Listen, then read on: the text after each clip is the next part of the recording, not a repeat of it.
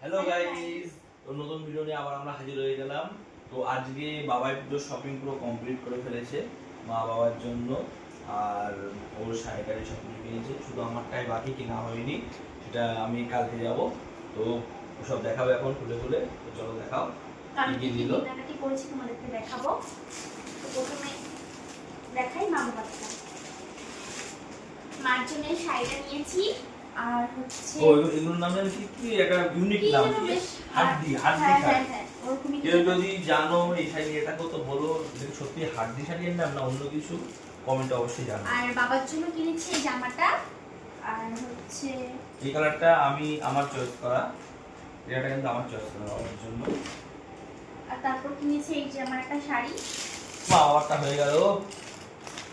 থাক, এবার ভিতরটা খুলে দেখো। পুরো কাজ করা। তুমি দেখো, তারপরে আগেটা দেখে নাও। এই যে পুরো কাজ করা ভিতরে।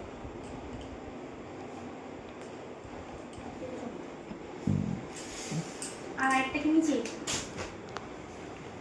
এটা মানে সাইড দিয়ে শাড়ির নামটা কি সেটা তো বলছো না। এই শাড়িটার নাম যেন কি বেশ,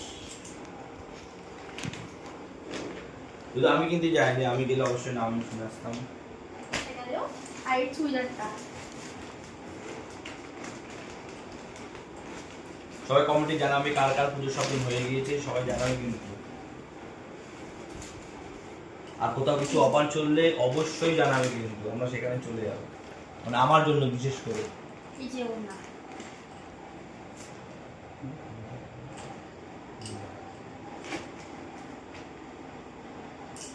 এই যে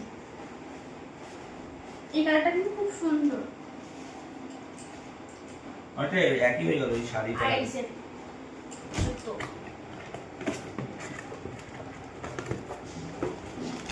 এবার কিন্তু বলবে জুতোটা কেমন হয়েছে। আমার তো খুব পছন্দ হয়েছে। না ভালো লাগে। তবে এই দুটো শাড়ি আর চুড়িদার রংটা কিন্তু একই হয়ে গেল না? না না, ওটা একটু ডিপ কালার, দেখো এটা একটু অন্যরকম। আমার কেমন একই লাগবে, তোমরা বলো গাইস। এক না,